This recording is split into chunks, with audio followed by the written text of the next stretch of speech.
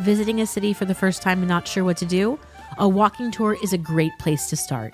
Top Dog Tours is in Boston, Toronto, Philadelphia, and New York City. To book a walking tour, you can visit us at topdogtours.com and be sure to check out our social media accounts for offers and discounts.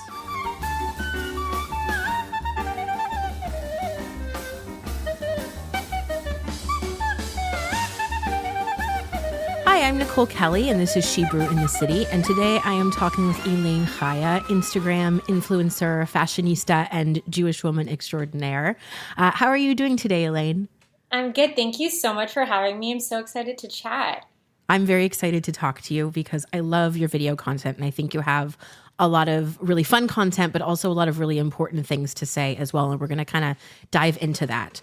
So I usually like to start off by asking where people are from. I know you're from Los Angeles like I am, but a different part of Los Angeles. I'm from the San Fernando Valley. What kind of community, Jewish community, if any, did you grow up with in Los Angeles?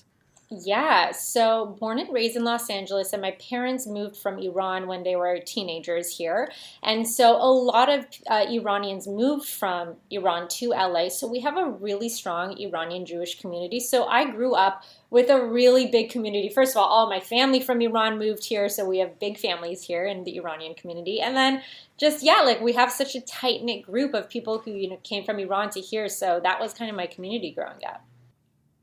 Did you grow up going to a synagogue? If so, what kind of denomination was it? Yeah, so I went to a bunch of different synagogues. I lean towards conservative, traditional. So kind of synagogues that really related to that. Did you have a bat mitzvah? Of course. I had a benot mitzvah actually because my sister and I are a year apart. So that means we had so you did it together. Yes. What was the theme of the benot mitzvah? I'm so upset because we didn't have the theme was nice flowers, which is what the Iranian nice flowers. People do. Yeah. So there wasn't actually a theme. We'll get into a question a little bit later about what you'd pick today. Oh, I have a good one. So kind of jumping into your career and, what you're really known for, you started your career as a professional fashion and lifestyle influencer. Can you kind of walk us through the journey of how that started? Yeah. So again, growing up in the Iranian Jewish community, I joke, but for real, we only had two options to be a doctor or a lawyer. And so when I went into college, I studied both. I did the pre-med route for 3 years and I realized that wasn't for me, even though I knew it wasn't for me to begin with. And then I did the LSAT to go to law school and I knew that wasn't for me either. And my passion was really in the entertainment world. I knew I loved celebrities, but I didn't know what that meant as a profession. And so I knew I loved doing events and stuff like that. So I started in the event world and worked at a really big PR company for some of the biggest brands and doing celebrity events.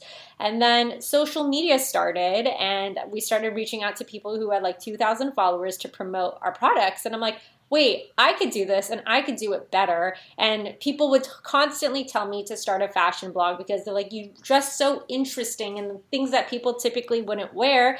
You should take a photo of just your outfit every day and post it on a blog.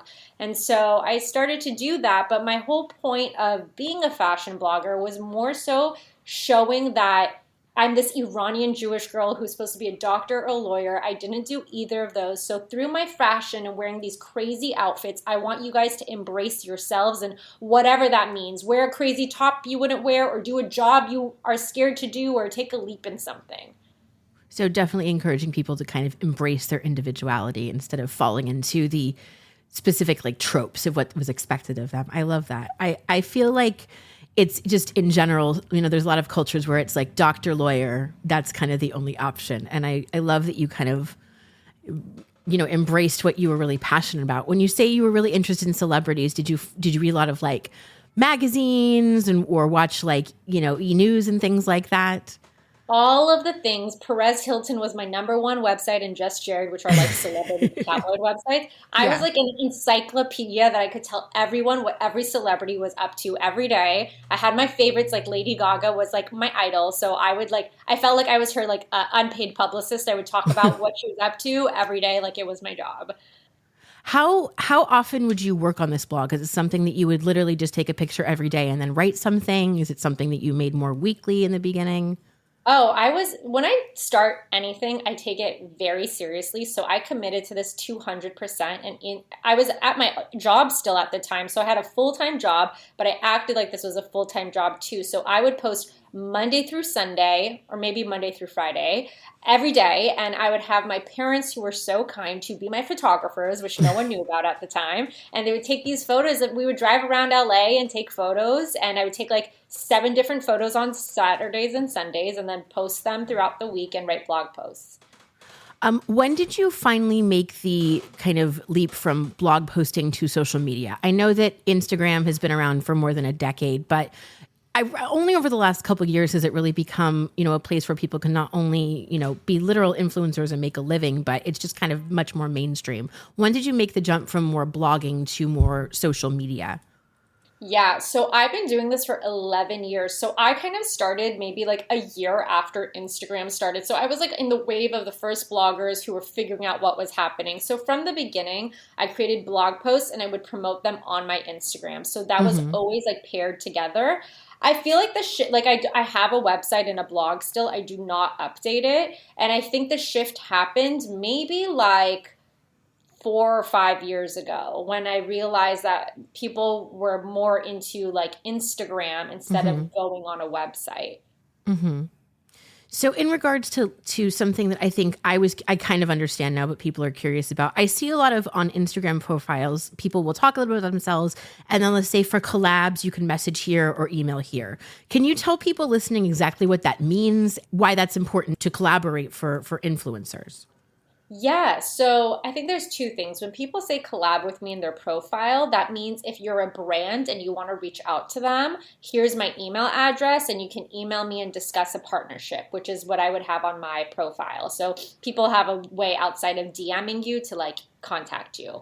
But on the other hand, collaborations, which is a new tool that Instagram has created in the past year, is that when you post a video on your page, it also goes on another person's page. I've noticed that. Yeah, I've so noticed that. it's a really good way to get your own page promoted through other people too. So when I first started blogging, I made a bunch of blogger friends, and the whole point was for us to take photos with each other and mention each other in the captions, so people following their account could be like, "Oh, who's Elaine Chaya?" Tap, wait, I want to follow her. But now instead of doing all of that stuff and writing in the caption, and they made it so easy where you can have the same post on each person's page. And so both of your followers will, one, be engaging with the same content, which helps like the algorithm show your post more, but also like people can see both of your posts and your profiles at the same time. So Instagram has made it substantially easier to, collaborate with other pages. So yeah, that's great. I love that they're kind of encouraging people who are using their platform and making it a little bit easier for them. Can you kind of walk me through what a day looks like for you? Because you said you do this 200%. So I'm assuming this is like a really full-time thing for you. Can you kind of walk me through what a typical day or even a typical week looks like for you? Yeah, it's so funny. I've gotten that question so many times and I wish I had like a solid answer. It's so different every day. But generally speaking, like I'm always thinking about what content am I creating. I try to post one thing a day or maybe one thing every other day, depending on how much sanity I have to do it at this Yeah, point. it's a lot of work. It's a lot of work that people don't understand. And so, like, I'm already thinking about January's post. Like, what is my content calendar, as I call it, for January? And coming up with ideas. So if I want to collaborate with someone, I can reach out to them now. Or if I need to shoot something and I need to get some products or whatever, I can have those ahead of time and kind of brainstorming around that. So there's a lot of brainstorming that happens, a lot of shooting and editing that happens, and emailing people, trying to get connected to people. And especially before the pandemic, I was going to events like 4 times a day, like breakfast, lunch, and dinner. I'd be some other event because I would get invited to so many, and kind of just networking and meeting people. It is a lot of work, which kind of leads me to my next question. For someone like me who's just starting to experiment with posting video content as opposed to just pictures, which I have traditionally done, I've started making videos. What is your advice for that? Is there a specific program you use? Is there like a tutorial people need to look into? Because video editing is very complicated and I have trouble turning on my computer sometimes. That's not a joke. So for someone who may be not as familiar or comfortable with video editing, what would be your advice to them? Oh my gosh, they have made the easiest app. It's called CapCut, CapCut. I'm going to write And that down. write it down. It has saved many people's lives, including mine. And basically, like if you're recording a video on your phone, or even let's say you turn this video we're doing into a post, Hmm. you can import it into this app called CapCut that's free. And you can lighten and saturate and kind of change all that setting features for the video itself, but you can add captions to it. Like when you see all those videos that have just like automatic captions and people have different fonts and colors and whatever, it's done probably through CapCut, and that always really helps people engage with your video more. You could do titles, you could do overlay, meaning like if you're talking about Lady Gaga, for example, you could put a photo of her in the video as you're talking about her. I've always wondered how people do that. I look at these things and that people do, and I'm just like, I want to know how to do that. So now you've given me the secret sauce. I'm so happy. I'm going to try to make some fancy videos. 100%. You could also add music in the background. There's so much you could do if you just play around with it. Why do you think that people have really been pushing video content as opposed to pictures? Because I know, even with influencers, when Instagram first started, it was like posting pictures, and then it became kind of the carousel of pictures and picking those perfect pictures. Why do you think that people are really pushing video content? Is that something that you think followers are just digesting at a faster pace because people are just in such a hurry and they don't have, a big attention span? Or is it just because people are doing fancy things with videos that have like more of a high production quality?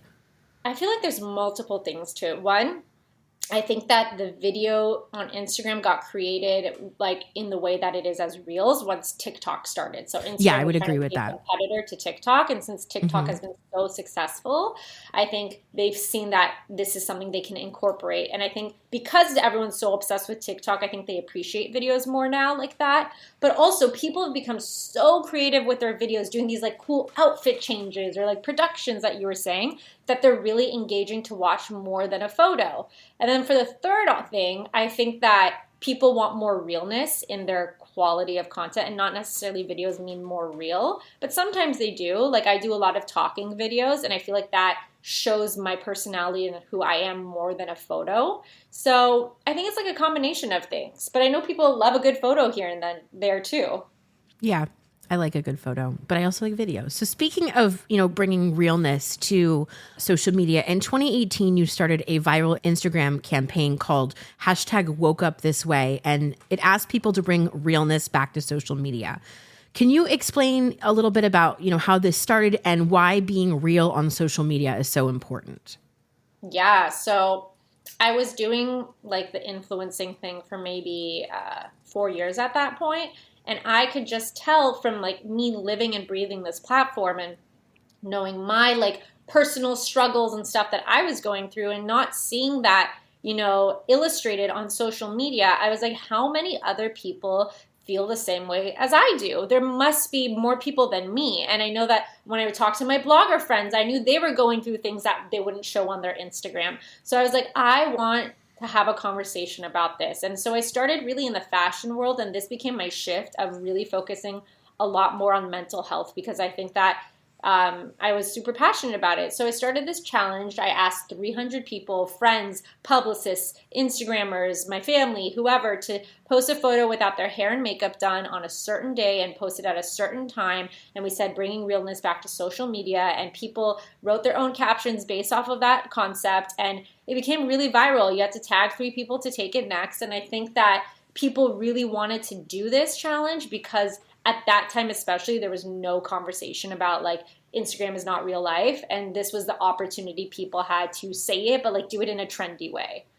I really like that you said that Instagram is not real life, because I know that especially when I was a new mother, I had been following a lot of like mommy bloggers or people who had these what almost looked like idyllic pregnancies. And I felt like I looked like a baboon half the time because I was like so hot. So I'd be sitting with a sports bra on my couch, and I felt disgusting. And there are these beautiful women posting these pictures and they're like glowing. So I feel like talking about how Instagram is not necessarily real life, especially because of photo editing and, staged things like that. It's so important, especially for, now that I have a child, we talk about when she wants to have her own social media, what she sees and how that affects her. I think it's absolutely relevant and important to talk about how, people's mental health can be affected by this.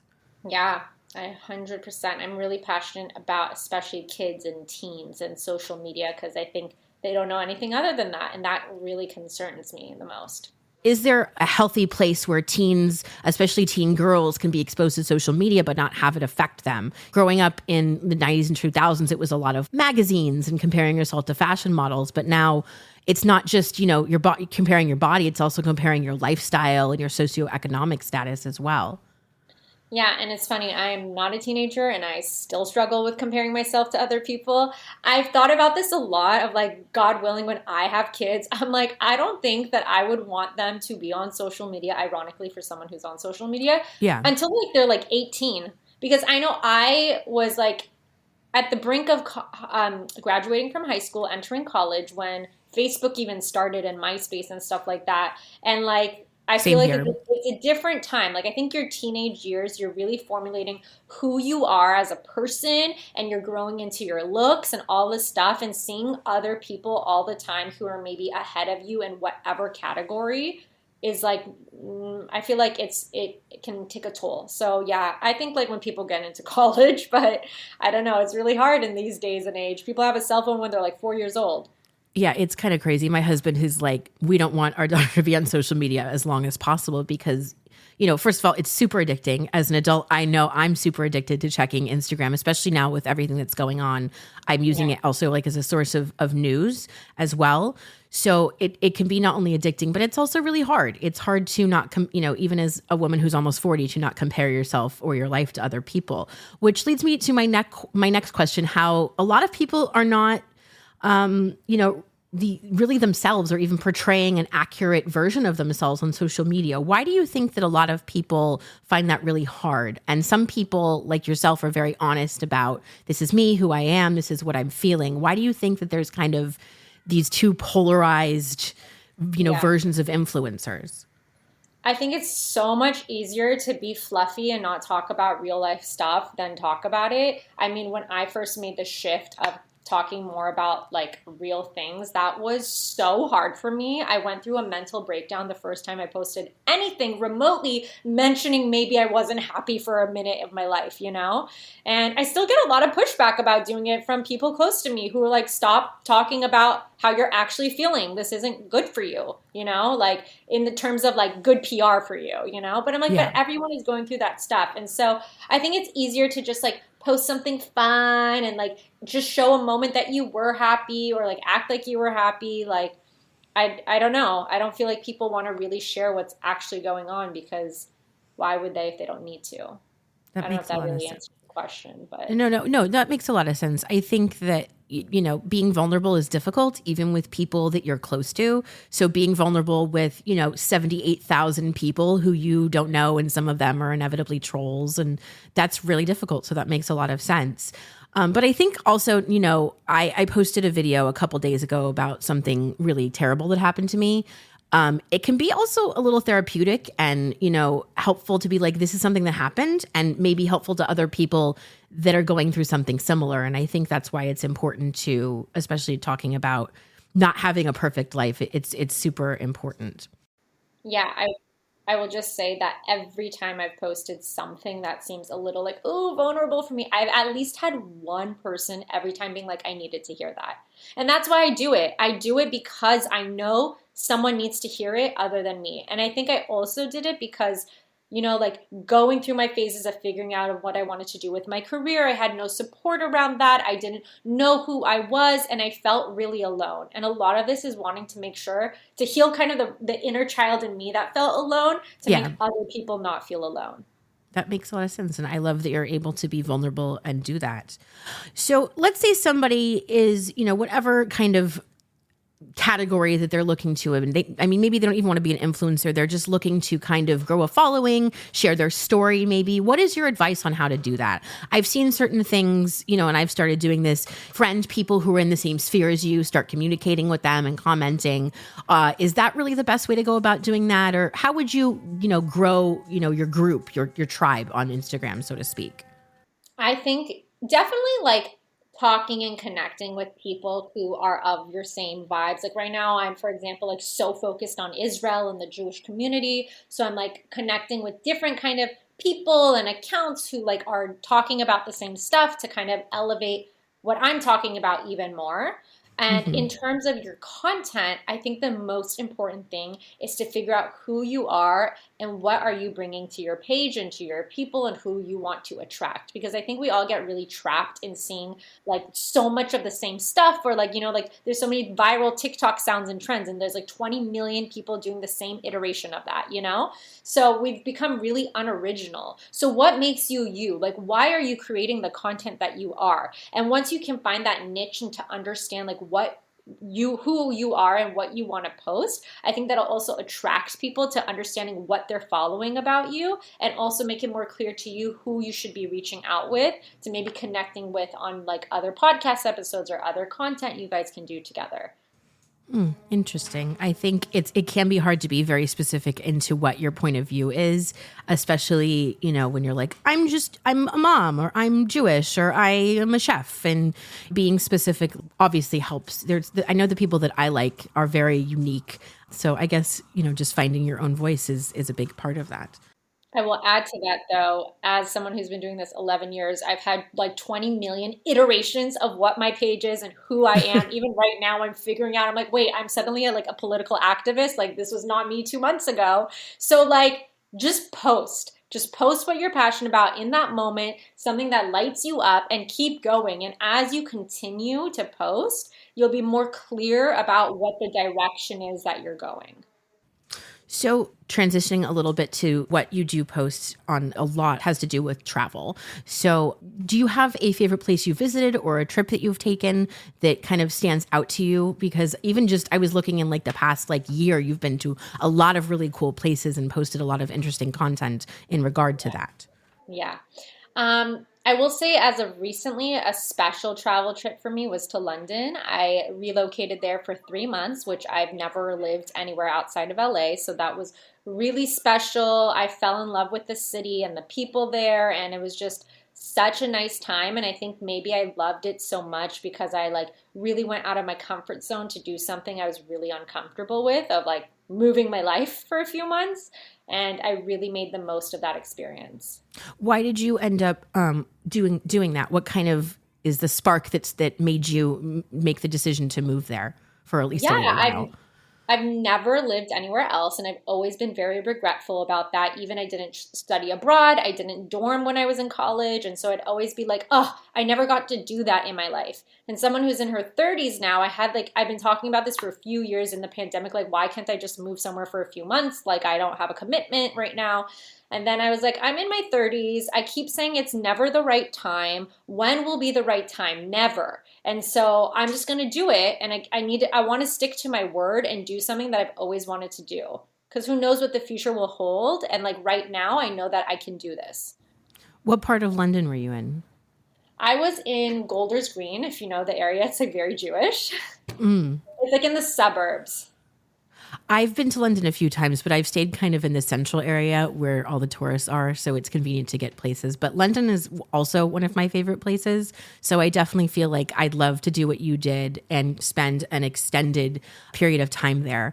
A big thing in London is the pub culture. So is there a favorite like hangout that you found that you were like you kept kind of going back to? Because the bar culture is very different in England than it is here. I feel like you kind of go to different places consistently, especially in New York. People are always like, well, we're going here, then we're going to go here, and we're going to go here, and we'll end the night here. But I know in London, you kind of have a place. It's almost like Cheers. That's your place, and you go there with your friends. Did you have a place like that?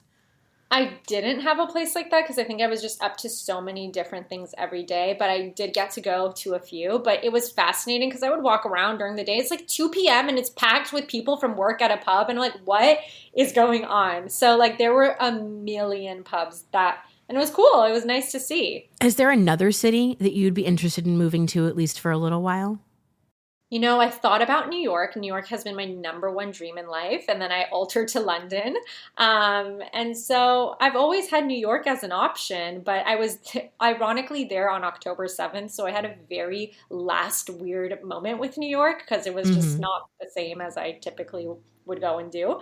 But yeah, I've always had like a heart for New York. What part of the city do you like the best? I've stayed in different places each time. This past time, I stayed half of the time at Upper West Side and the other half Upper East Side. It was like around Central Park, and I love Central Hmm. Park, so I feel like that vibe is fun for me. But I also went to West Village, which was really cute, and I heard really fun. Yeah, no, the West Village is where all the fun bars and restaurants are, but I live in the Upper West Side and we're about a block away from Central Park, and Mm, especially when the weather is nice, just being able to walk around, I would go and take my daughter for like hours during the summer and just kind of wander around. So yeah. it is also one of my favorite parts of New York City. So in the past, you've done red carpet interviews and event coverage. Is this something that you'd be interested pursuing on a more full time basis? You know, as like an official commentator or somebody who would working for like a television show? Oh my God, you know my calling, girl. 100,000%. My dream has always been to be the reporter, like for E! News on all the red carpets for like the Golden Globes and Oscars. Um, I just feel like so passionate about that. I used to watch TRL, if you know the show, MTV. I love TRL. I would come home every day from seventh and eighth grade and watch TRL, and I know my husband did the same thing. Same girl. Literally, I think TRL like established my entire personality because my dream was never to be like Britney Spears, but was to be the VJ. I'm like, I am like, this is my calling in life. So yeah. I also for like red carpets, like when big award shows happen, my friend and I, before she moved back to London, which is why I chose London, she and I had a podcast show where it was called Fashionably Latte, which we were like the millennial fashion police, we would call ourselves, where we would be like making fun of all the people's outfits on the red carpet. So I do that still on Instagram stories when like shows come about and everyone's like, you need to be on camera and doing this. So It's like the Joan hopefully Rivers of the 21st century, kind of doing 100%. that sort of thing. I have a friend who does something similar on Facebook, that whenever there's an award show and she'll just post it's like she'll post someone's outfit and make a comment as a single post, but she'll do it throughout the evening. And Yep. it just gets like funnier and funnier. And I think that, fashion is fun. And I think that sometimes people taking risks, you can be fun about that. So it's not necessarily an attack. And I think there's a place for making comments on fashion. And I think that, it's fun. It's fun. Yeah. So, kind of pivoting to Judaism. So, you mentioned that both your parents fled Iran as teenagers. What part of Iran are they from? And would you share a little bit of their story and how they ended up in the United States? Yeah, they're both from Tehran. They actually didn't know each other there. They met in LA. But my dad left when he was 13 and ironically also moved to New York. He lived in Rochester by himself, which is utterly wild to me. Like, I don't even know how he did that as a 13-year-old. He had to find an apartment, he had to get himself a job and all of this stuff. What year was this? This was probably in the 60s or maybe early 70s. It was before the Iranian Revolution. I know Okay. that for sure. He went because he got, I guess, like some kind of raffle prize to go to America. But I think also if you live in Iran, you have to go into the army, is what I understood. So I think it was a combo of like getting away from going into the army, and also he got this like ticket to go to America. So yeah, that was his journey, and then slowly some of his siblings came to New York with him, and then they all moved as a family to LA, and I think his parents even came after them to LA. And then my mom came during the Iranian Revolution in 1979. She came when she was 18, and she went to UCLA, and she left her entire stuff in life and everything to come here, and her younger brother was here, and her parents came here afterwards. So it's wild to me that they, as teenagers, they had to like literally figure out their entire lives when they didn't know English as well, um, and make it. I have a very similar story, but with my relatives, they were escaping Eastern Europe and, the pogroms and the extreme violence that was happening there. And I think a lot of people don't realize, first of all, we'll go into this, that Jews come from the Middle East, like Iran. And, there was a thriving population there, and that this is very recent, that people have been, I think everyone kind of knows about Jews escaping Eastern Europe, but Jews in other countries have been doing this, in the last 50 or so years. That's crazy that your father came when he was 13 years old and basically had to figure out how to support himself. Was he the first member of the family to come over? He had a sister that had come over as well, who was older, but she had just gotten married. She had a few kids, and she was like living her own life. And so it was really them too, but it was really but him by himself. That's insane. I can't imagine as a 13-year-old, first of all, making a trip just even for fun like that by myself, let alone like, coming to a country where you don't speak English and you're a literal child. So you said you grew up around a lot of other Iranian Jews. Did their families have similar stories that they came around the same period of time? Were a lot of your Iranian Jewish friends, first generation born Americans? Yes, 100% to all of that. Funny enough, because my parents are still friends with some of, especially my mom, with the friends that she had in Iran. And some of them all came together with her and all went to UCLA with her. So all of the kids my age are firstborn Americans. And all of the parents had some similar story. I think most of them, other than my dad who had this unique experience, I think most of them came during the revolution. Mm-hmm. Can you tell our listeners a little bit about the revolution? And I actually don't know a lot about it either. So I'm curious to find a little bit more about that.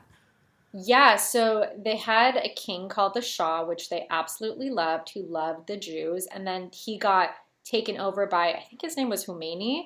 And he absolutely hated the Jews and he threatened the Jews. And became suddenly a very dangerous place for Iranian Jews to be. And so they saw the future of that. I think my mom was saying they actually killed like one Jew and they were like, oh, this ain't going to go well for us. Yeah. And so people quickly saw that it was not a safe place and that they had to leave. And even before that, when the Shah was in power, the one that they liked, like they were always, I was like, well, was it ever unsafe for you to be an Iranian Jew? And they're like, it wasn't unsafe, but they would always remind us that we were the minorities, like we were the minority group. That's really scary. I can't imagine, post-Holocaust, all of that, living in a place and somebody taking over power who's very outspoken against Jews. I know a lot of Iranian Jews ended up in the United States, but also a lot of them ended up in Israel as well, correct? Maybe. I'm not sure about where they dispersed. I know a lot went to LA. I know people went to New York. People went really everywhere, but I can imagine that they went to Israel as well. Do you think that kind of this, I don't want to say like trauma, but this experience that your parents had kind of carried over into their life in America, that they kind of I don't know, I want to say carried this a little bit of paranoia about being Jewish, or did they feel now that they were in the United States that it was a safe place to be Jewish?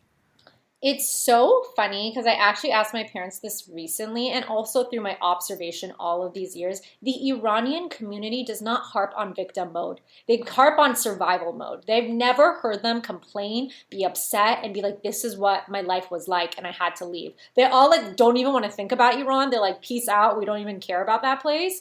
And they've never been upset. I don't think they ever even were like self-conscious about being Jewish. I think they were like, oh, this is what's happening. We got to go. But ironically enough, with everything that's happened in the past 2 months, I said initially after October 7th, this was the first time in my entire life my dad was like, we're taking down the mezuzah. I'm scared. I'm like, this is what makes you scared when you literally fled a dangerous country. So they've actually never carried it. If anything, people have been more established in their like Jewish community here. Like not all Iranians are like super religious, and we didn't grow up super religious. I keep Shabbat now, but that wasn't like what I did growing up. But Iranian culture, no matter what religious level you're at, Shabbat with your family and your cousins on Friday night is a must. Even if you want to go out afterwards, like Shabbat Friday nights is like a standard thing. Oh, okay. Do Iranian Jews celebrate Shabbat the same way as Ashkenazi or Sephardi Jews would?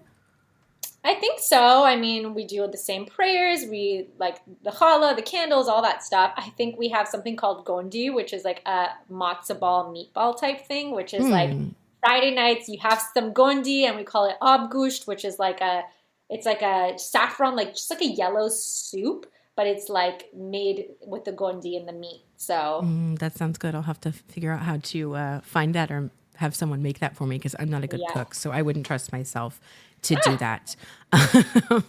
You say you keep Shabbat now. What inspired you to start doing that? Ironically, full circle because of Instagram.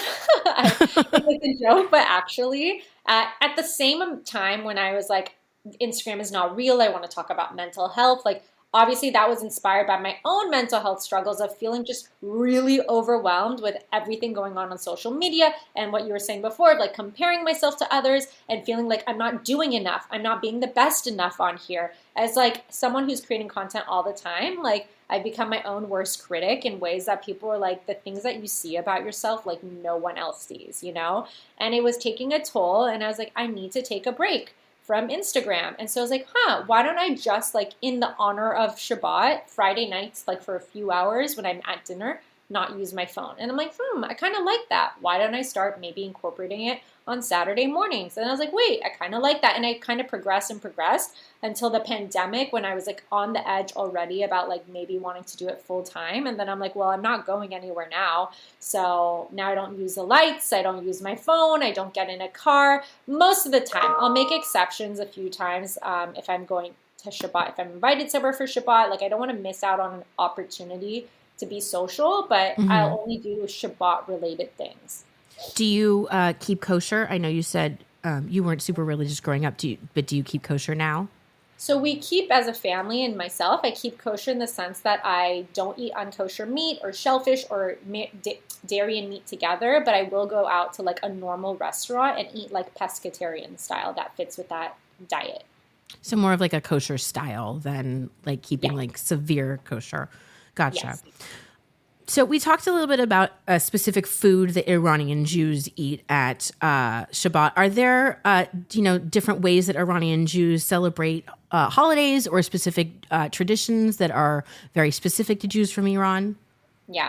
Yeah. So for Passover, when we do the Seder, we have something called Dayenu, where we get, I think it's called like leeks. I'm not sure what it's actually called. I think it is. It has like maybe a little bit of a leek at the end. Anyways, you go around and you start hitting everyone with it, like as the slaves would hit. Yeah. What is this? Is this to get your frustration on your Jewish relatives out? Or how did this start? Yeah. That is what it's led to. I'm like, who do I hate the most today? Bam, bam, bam. Kids take it very seriously. I get scared of them. But it's supposed to be like a representation of when the slaves got whipped by the... Okay, that makes sense. I'm going to start doing that at my house. I'm just going to hit everybody and say this is a representation of the horrors of the slaves in Egypt, but this is also me getting frustrated you didn't take out the trash. Exactly. People count down to Dayenu and grab like 25 of the things, and it's really scary. I try to hide sometimes because people get really upset. I'm obsessed with this. So other than that, what other things... What other things, would people find surprising or interesting, like different traditions? I think I actually learned this recently. I didn't know this was a thing, but when we like say the prayer for challah on Friday nights, in the Sephardi tradition, you throw the challah to someone, not like pass it around on a plate. Mm-hmm. And I think we do Rosh Hashanah Seders. I don't think you guys do. What do you mean by like Seders? Similarly to how you have a Passover Seder, we have a Seder for Rosh Hashanah. Oh, really? Because my family would always just kind of meet and we'd have whatever, brisket or chicken or something, like a traditional like Ashkenazi meal. And then we'd have apples and honey. But that was basically it. It wasn't like a huge to-do. Interesting. No, yeah, we all sit around the table like how you would at a Seder. There's prayers you have to say for each thing. We have like zucchini, we say a prayer, pomegranate, apples, honey, like whatever else. There's a few other things and they all represent something. And it's like a full-on Seder. I did not know that until today. That's one of the things I'm loving about kind of connecting with people and, especially talking to Jews who come from a different background because where I'm from in LA, it's very Ashkenormative, which is a word I've become obsessed with. So everybody's looks the same, everybody's family's from the same area. And even, where I live now, it's the same kind of thing. Everybody kind of comes from that Eastern European background. So I don't really even know a lot of, if any, Sephardi or Mizrahi Jews. So one thing I'm super interested in is learning about what they do. And we just recorded a Hanukkah episode last night and talking about, even the Shamesh on the Hanukkah, how people light it differently. So it's very interesting to me how, we're all Jewish. We all celebrate things like Rosh Hashanah, Yom Kippur, and Passover, but because of possibly the regions we're from and, what we were experiencing, things are different. Is there something that you think people would find surprising about Iranian Jews? I don't know. I think we're really extra about things sometimes. Are you familiar with the comedian Modi on Instagram. So Yeah. his whole thing is he loves to joke about the difference between Sephardi and Ashkenazi Jews, and how Sephardi Jews are always like extra over the top. They're always celebrating, and Ashkenazi Jews are just kind of like, it's really funny. You should look it up. He's doing like a comedy tour right now. So I definitely get like the extra. Interesting. I wonder, I feel like just Iranian culture, they're very like show their emotions through like being extra. They don't Mhm. necessarily show their actual emotions, but they show like They're very hyper and loud. yeah, like even at Jewish Iranian weddings, it's very well known for the most part. People dance down the aisle. It's like a whole freaking concert and party. And I think people are just like lively like that. I don't know if it has to do with leaving Iran. I feel like maybe in Iran it was like that similar kind of vibe too. Maybe with the Iranian music is like that. And there's just Yeah. a lot of like, um, yeah, like people are a lot more out there in that way. I don't know if I have a necessarily good answer for this, but that is kind of what I take from it. Gotcha. What are some of the things you find challenging being a Jewish person in America who is not from an Ashkenazi background? Because I feel like for me, I'm very Jewish looking. And you know how like the Chabad people, they'll usually approach you and ask if you're Jewish and then they'll approach. Last week I was in the Lower East Side and he literally just started with Shabbat Shalom and asked if I had candles. He didn't even ask. So like I am a walking Ashkenazi Jew. It's very obvious. And I feel like I've heard from a lot of other people, whether they don't have traditionally Jewish names or don't look stereotypically Jewish, that they sometimes have to, people want to be like, well, you don't look Jewish, prove you're Jewish, or, things like that. Is that something that you've encountered, or even online, you say on your Instagram page, you're an Iranian Jew.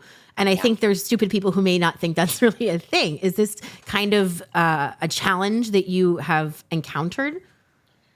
It's so funny because I did a post about being an Iranian Jew and also not being a white Jew. And first of all, so many people are like, but you look white. And so that was like a whole thing I got. And then someone was like, I think you're confused. There are no Jews in Iran. There's no such thing as an Iranian Jew. And I was like, I cannot engage with this. So that's I think you're confused about your own background. correct. People are really ballsy. I can't. People are fascinating these days in like the worst way. I think growing up though, I actually did a post about this the other day. I grew up in a very American culture. Like all of my friends were not Iranian. They were just Americans. They weren't necessarily Jewish. And I felt the distinct difference. Like I would bring my Persian food to school for lunch. They ate peanut butter and jelly sandwiches. I did Shabbat. They would go to arcades. Like I distinctly felt the difference of being different. Mm-hmm. But I don't know. I think, but at the same time, I was so immersed in an Iranian community that was outside of my school culture that I didn't feel like I was alone ever because I knew there were so many other people like me. But when you're immersed in like, even in a work environment, like even when I was at a PR company, like fancy PR company, like I was the only Iranian Jew. There were like barely any Jews and there was definitely no one that was Iranian. So I noticed that difference at times, but I think because we have such a strong community that we got established as I was born that like I know that I'm not like the only one at the same time, if that makes sense. Yeah. Is there a lot of pressure within the Iranian Jewish community to marry another Jew of Iranian heritage? I think growing up for sure, I think that's what like every parent wanted. And I think some families are still very specific about that. I think my parents are like, can you just get married, please, to anyone that's nice and Jewish? Like at this point, we're down, you know? But also like specifically with me, I think my parents understand I'm not the typical Iranian Jew. And so maybe that isn't necessarily a match for me. But of course, like I think because they left Iran, because a lot of them only speak Iranian, or my parents speak English, but they, feel comfortable speaking in Farsi, that people prefer that because it feels familiar versus some different culture that's not their own. No, that makes complete sense. I think, especially marginalized groups, we tend to cling to each other. I always feel like when I find out someone's Jewish, I'm like, oh, now we have something in common. And even within like the subsections of Judaism, that makes a lot of sense. So speaking of Israel, to be honest, I feel like a lot of Jewish people I talk to are feeling the weight of everything, even if they don't, have any direct ties to Israel. You've been very vocal about this on your social media. Why do you think it is so important to be vocally supportive of Israel and to talk about the hostages and talk about the terrible things that have happened? Yeah, I just feel like if I don't post about it, of course, other people that I know that are Jewish are posting about it, but I have a lot of non-Jewish followers. And I have even a best friend that I've had since the eighth grade, and she's not Jewish. And she's like, I literally only follow like fashion and travel accounts. You're the only Jewish person I follow. I don't know any, like maybe she knows what's going on in the world, but like she doesn't see these posts unless I'm posting about it. So I feel like my posts are not for the Jews because all the Jews are on the same page about what's going on. These posts Most of are us. really, yeah. Not everyone. I can't generalize, but um, but these are really for my followers and friends who aren't Jewish as a way of understanding and also hopefully getting this out to people, the haters, which maybe they'll think about it twice or probably not because they're crazy. But I think it's important right now. I can't like before that I was posting my travel stuff and a lot about Taylor Swift. I made my job to be about Taylor Swift and I haven't even had the heart More to than post. more than Lady Gaga, more than Lady We Gaga, moved on from Lady Gaga to onto Taylor Swift. Taylor Swift. Like, yes, so much to say about her though for another time. But I just feel like I can't live life normally right now because of everything that has happened. I'm such an empath, and I think most Jews can't live normally right now. But I would not feel right posting about things that weren't about this because that's not what I'm passionate about. And I think it also harps on this feeling of like my whole point is to want to make people not feel alone. And I feel like the Jews feel very alone right now because there's no one else supporting them. So I feel like I need to do my part to make even the Jews that feel alone, like see my videos and be like, okay, she gets it. It helps make me feel better too. I agree. I think I don't know what it's called on Instagram, but I'm only seeing everybody I follow. I'm not getting any suggestions because the suggestions were coming up. However, inevitably threads will come up on my Instagram feed and the first one's always like a crazy person. And of course I want to see what they're saying. So I'll click on it and it's not good. It's not good for my mental health. It's not helpful, but seeing all of these people who are feeling very similar to how I feel and talking about what's happening, it does make me feel like I have a community outside of my direct people in my everyday life. So it is super important and brave, which, kind of leads me into since October 7th, a lot of Jewish influencers have been dealing with extreme anti-Semitism. Is this something that you've experienced and how do you handle it when somebody who it says something, even stupid like there's no Jews in Iran or something extremely hateful that, is even calling for the genocide of the Jews, which I have seen online? Yeah. I mean, my favorite comment was someone was like, you need an area code for your nose. And I was like, okay. I like to highlight the stupid comments I see because I actually find them funny. Like, I can't take it seriously because these people don't know me. People are just hating to hate right now.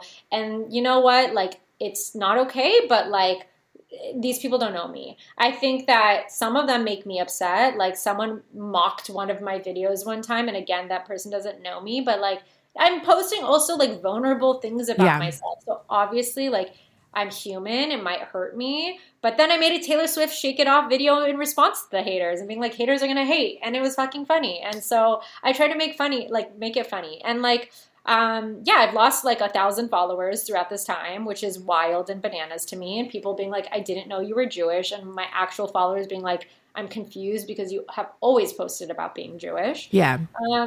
So yeah, but you know what? Then I've found new people who have followed me and have reached out to me. Like, I've connected with you because of this and all of this stuff. And that reminds me of like, we don't want those kinds of people even engaging with me anyways, or I don't care about those because the people that really matter are the ones that are connecting with me. And this is who I'm doing it for anyways.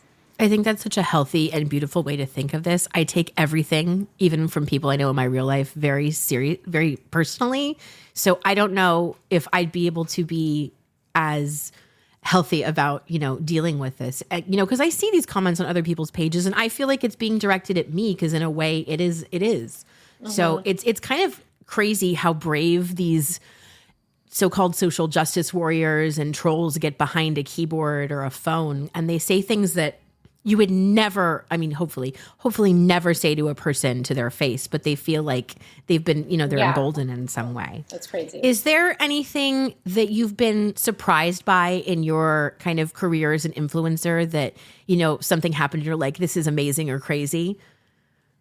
I've had a few really cool things that I've done that I'm very proud about. One of was the Woke Up This Way challenge that we talked about. I didn't know that it would be as successful as it was. Like so many celebrities took part in it, like Cindy Crawford, and I was Oh, on. wow. I feel like I remember this. I Yeah. mean, I wasn't following you at this time, but I remember seeing a picture of Cindy Crawford without makeup and being like, she's still beautiful. And it's really cool that she's willing to share that. Yeah. So there's been cool. Like I created sweaters during the pandemic to raise money for a local food bank, but then all of these celebrities that I gifted it to wore them, and those became really successful. I created a few murals that I'm really proud of. Like I've done a few really cool things, but I will also say, like a few weeks ago, I spoke to UC officials about anti-Semitism on campus, and I went to UCLA Hillel, which is where I went to Yeah. college. And even little things like that meant like I put that on the same list as the Woke Up This Way challenge. Like that is such an honor to me and such a big thing for me. So I've done like I've done really gone to really cool events. I've met really cool people. Like I have 11 years worth of stories of crazy stuff I've done, but these little things that like really tie into the message of like not being alone and what I'm passionate about, I think mean the most. So this next section is there's short form questions in the style of the Actors Studio. So what is your favorite, I'll say Yiddish or Hebrew word? Um, Yiddish, I would say oy vey, right? Because it's so funny. Hebrew word, I actually have it on a bracelet that I'm wearing. It's emunah, which means faith. And I wear this every day because I think sometimes that we all get lost in having faith that things will work out for us in whatever that is, because we all go through struggles in life. And so I always remind myself about having emunah during those times because I'm a very big believer in God and have a very close connection to God. And I always remind myself that God has my back. And even if I can't see it now, I will see it later. So I always say emunah. Do you have a favorite Farsi word? Um, I probably have a better one, but like the one that comes to mind right now is Torah Choda, meaning like Torah Choda, Choda means God, but like probably like to the love of God, but which really means like come on, like please. You say Torah Choda, like come on, for the love of God.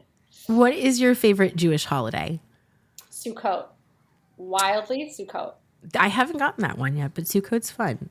I think it's underrated. Yeah, okay, yeah, that's it. If you were to have a bat mitzvah today, what would the theme be? Taylor Swift, the Eras Tour. What profession other than your own would you want to attempt? I always wanted to be a teacher. I became one during the pandemic. So that has always been a dream.